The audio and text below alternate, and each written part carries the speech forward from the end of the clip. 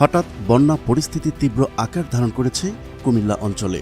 গতকাল রাতে ত্রিপুরায় গোমতী নদীর উজানে তৈরি করা ডাম্বুর বাঁধ খুলে দেয় ভারত। এরপর থেকেই গোমতী নদীর পানি ফুলে ফেঁপে ওঠে আর ভেসে যায় গোটা কুমিল্লা। এতে কয়েক হাজার হেক্টর এলাকার ফসলি জমি পানিতে তলিয়ে গেছে। গত ৩০ বছরের মধ্যে এত পানি দেখেনি কুমিল্লাবাসী। কিন্তু হঠাৎ করেই কেন বাঁধ খুলে দিল ভারত, তার করা যাক। বিবিসি বাংলার এক প্রতিবেদন থেকে জানা যায়, বন্যা পরিস্থিতির অবনতি হয়েছে ভারতের ত্রিপুরা রাজ্যে। বন্যায় সেখানে এখন পর্যন্ত ৭ জনের মৃত্যুর খবর নিশ্চিত করেছে সেখানকার বিপর্যয় মোকাবেলা দপ্তর। এমন পরিস্থিতিতে ভারতের ত্রিপুরার ডাম্বুর হাইড্রো ইলেকট্রিক পাওয়ার প্রজেক্ট বা ডম্বুর গেট খুলে দিয়েছে ভারত।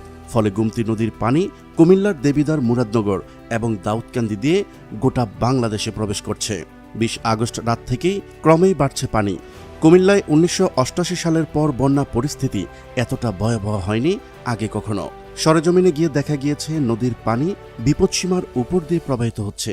এতে কুমিল্লা নগরীর বাটপাড়া এলাকাসহ আশেপাশের নদীর চরের বাসিন্দাদের বাড়িঘর পানিতে তলিয়ে গেছে। গোমতী নদীর আশেপাশে চরের বাড়িঘরে পানি উঠায় মানুষ ঘরবাড়ি ছেড়ে নদীর পাড়ে কোনো মতে জীবনযাপন করছে।